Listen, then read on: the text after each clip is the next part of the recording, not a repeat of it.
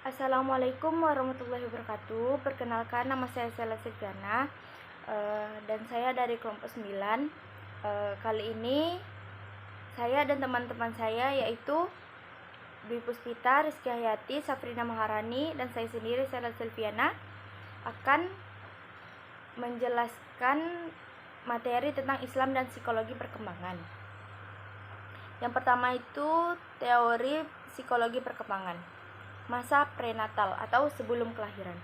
Masa prenatal merupakan masa di mana manusia mengalami perkembangan untuk pertama kalinya atau biasa disebut dengan awal perkembangan.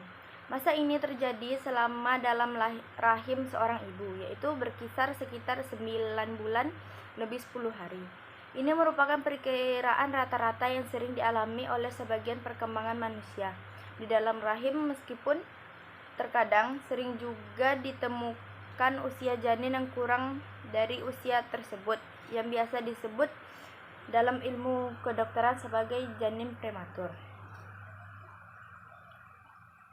Faktor yang dapat mempengaruhi perkembangan bayi. Yang pertama itu ada faktor genetik.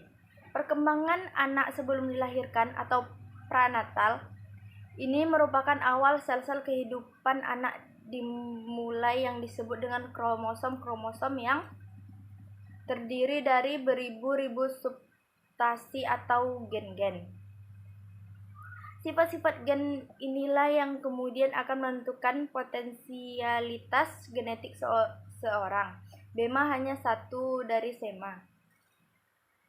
Hanya satu dari senisel yang sudah dibuahi itu berisikan sekitar 46 kromosom yang terdiri atas 23 pasang kromosom. Sel-sel benih dari masing-masing orang tua terdiri atas jumlah pasangan kromosom yang sama. Akan tetapi, hanya satu dari setiap pasang yang bertemu dalam proses pembuahan.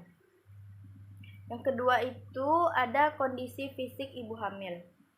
Di dalam rahim seorang ibu, janin dapat dipastikan mendapatkan perlindungan yang aman dan nyaman bila dilihat sekilas oleh mata. Tetapi hal ini tidak berlaku bagi seorang ibu hamil yang memiliki riwayat penyakit serius dan biasanya tidak dimungkinkan untuk mengandung.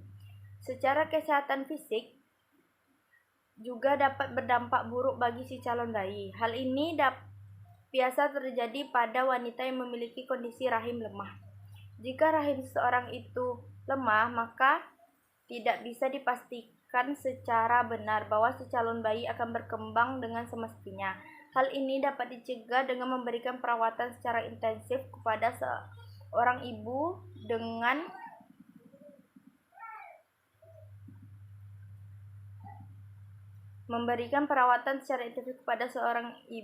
untuk kebaikan dan kesempurnaan si calon bayi.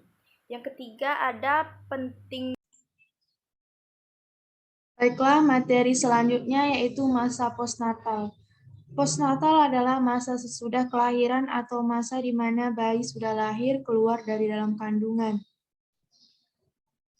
Setelah bayi lahir keluar dari kandungan, akan mengalami perkembangan yang meliputi masa bayi, masa awal anak-anak, masa pertengahan, dan akhir anak-anak, masa remaja, masa awal dewasa, masa akhir dewasa, dan sampai masa tua. Dalam masa postnatal terdapat juga masa neonatus, yaitu dimulai pada waktu lahir sampai akhir minggu kedua setelah bayi lahir. Dan masa paritunatus yang berlangsung sejak bayi lahir sampai potong tali pusatnya. Sesudah dipotong tali pusatnya, bayi akan memasuki masa neonatus. Jadi masa paritunatus ini sangat pendek sekali, sehingga dalam seluruh masa paritunatus biasa dianggap masa neonatus saja.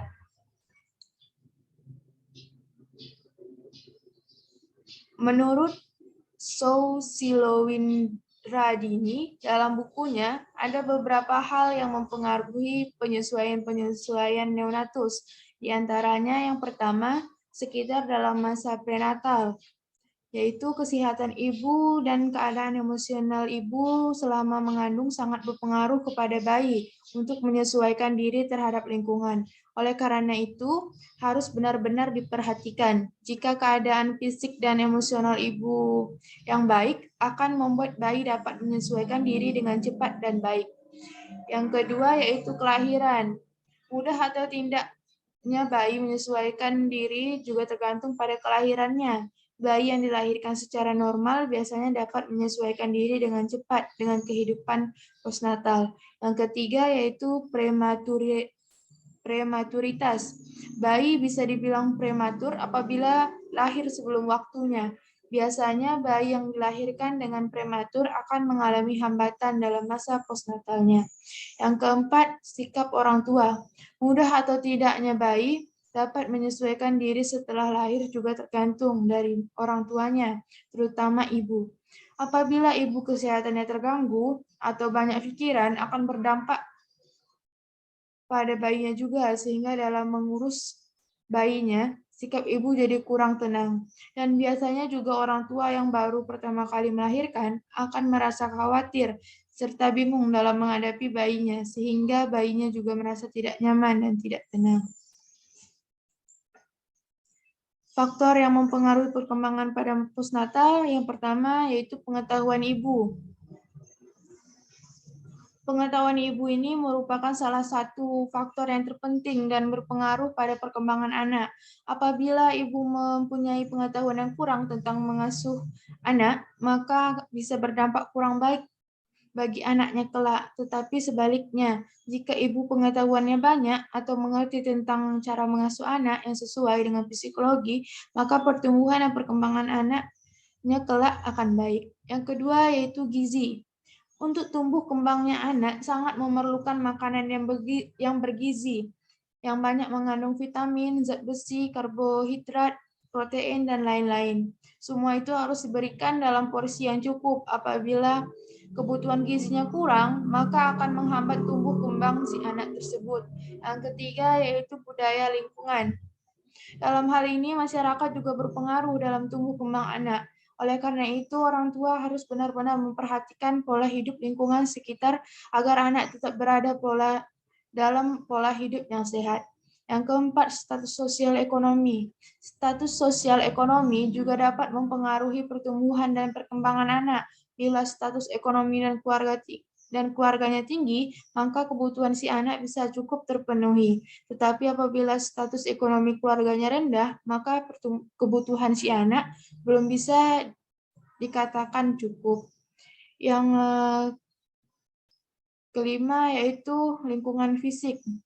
Keadaan lingkungan yang kurang baik atau kurang sehat seperti kurangnya sinar matahari, kurangnya kebersihan, populasi udara yang terkena asap, itu semua akan berdampak pada anak. Yang keenam yaitu lingkungan pengasuhan. Pada lingkungan pengasuhan ini, interaksi ibu dan anak sangat dibutuhkan. Interaksi ibu dan anak akan menimbulkan keakraban dan anak nantinya akan terbuka kepada orang tuanya dan mudah berinteraksi juga dengan lingkungan sekitar. Yang ketujuh yaitu stimulasi. Perkembangan pasti memerlukan stimulasi. Pada perkembangan anak, stimulasi yang diberikan seperti contohnya memberikan mainan, keterlibatan ibu dan anggota keluarga yang lain terhadap kegiatan anak. Anak yang mendapatkan stimulasi terarah akan lebih cepat berkembang dibandingkan dengan anak yang kurang, bahkan tidak mendapatkan stimulasi. Yang terakhir yaitu olahraga atau latihan fisik. Olahraga dapat memacu perkembangan anak karena dapat meningkatkan sirkulasi darah sehingga akan meningkatkan pertumbuhan otot dan sel, jadi anak tidak gampang sakit. Baiklah, materi selanjutnya akan dipresentasikan oleh Dwi. B. Psikologi perkembangan dan lansia. Psikologi perkembangan merupakan salah satu bidang psikologis yang memfokuskan kajian atau pembahasannya mengenai perubahan tingkah laku dan proses perkembangan dari masa konsepsi, prenatal sampai mati. Perkembangan usia lanjut merupakan masa yang unik dan sulit dalam arti bahwa baik pria maupun wanita harus menyesuaikan diri pada semakin berkurangnya tenaga mental dan fisik mereka. Menurut Elizabeth B. Hurlock, usia dalam buku Psikologi Perkembangan Usia Tua adalah periode penutup dalam rentang hidup seseorang, yaitu periode di mana seseorang telah beranjak jauh dari periode terdahulu yang lebih menyenangkan, beranjak dari waktu yang penuh dengan bermanfaat. Ciri-ciri usia lanjut. 1. Usia lanjut merupakan periode kemunduran. 2. Perbedaan individual pada efek menua. 3. Usia tua dinilai dengan kriteria yang berbeda. 4. Pelbagai stereotipe orang usia lanjut. 5. Sikap sosial terhadap usia lanjut. 6. Orang usia lanjut memiliki kelompok minoritas. 7. Menua membutuhkan perubahan peran. 8. Penyesuaian yang buruk merupakan ciri-ciri usia lanjut. 9. Keinginan menjadi muda kembali sangat kuat pada usia lanjut. Selanjutnya, tugas perkembangan usia lanjut. Sebagian besar tugas perkembangan usia lanjut lebih banyak berkaitan dengan kehidupan pribadi seseorang daripada kehidupan orang lain. Orang tua diharapkan menyesuaikan diri dengan menurunkan kekuatannya dan menurunkan kesehatan secara bertahap. Akibat dari menurunnya tingkat kesehatan dan pendapatan, maka mereka perlu menjadwalkan dan menyusun kembali pola hidup yang sesuai dengan keadaan saat itu. Walaupun umumnya orang usia lanjut pada masa remajanya belajar agar dapat berhasil dalam berhubungan dengan teman yang seusia, akan tetapi selama masa dewasa mereka harus bergabung dengan individu-individu dari berbagai kelompok usia. Perubahan dan kondisi fisik usia lanjut. Yang pertama yaitu perubahan penampilan. Kebanyakan tanda-tanda yang paling jelas terjadi pada perubahan wajah. Yang kedua, perubahan bagian dalam tubuh. Walaupun perubahan internal tidak dapat diamati seperti pada bagian luar, namun perubahan tersebut juga jelas terjadi dan menyebar ke seluruh organ bagian dalam juga. Yang ketiga, perubahan pada fungsi fisiologis.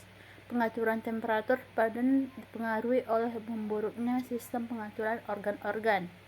Yang keempat, perubahan panca indera. Pada usia lanjut, fungsi seluruh organ penginderaan mempunyai sensitivitas dan efisiensi kerja dibanding yang dimiliki oleh orang yang muda. Dan yang kelima, perubahan seksual. Masa berhentinya reproduksi pada pria datang belakangan dibanding masa menopause pada wanita dan memerlukan masa yang lebih lama. Selanjutnya, tahap perkembangan manusia menurut Islam. Periodisasi perkembangan manusia dalam Al-Quran meliputi beberapa tahapan diantaranya. Yang pertama, periode sejak dimulainya perubahan ovum oleh sperma. Fase pada perkembangan manusia. Yang pertama yaitu fase nutfah atau zigot, fase alaqah atau embrio, fase mukha janin, dan fase pemiyupan ruh. Dan yang kedua, periode kelahiran sampai kematian. Fase perkembangan manusia dari fase anak-anak atau tifl atau fase balik dan fase usia lanjut. Sekian presentasi dari kelompok kami. Apabila salah kata mohon dimaafkan. Assalamualaikum warahmatullahi wabarakatuh.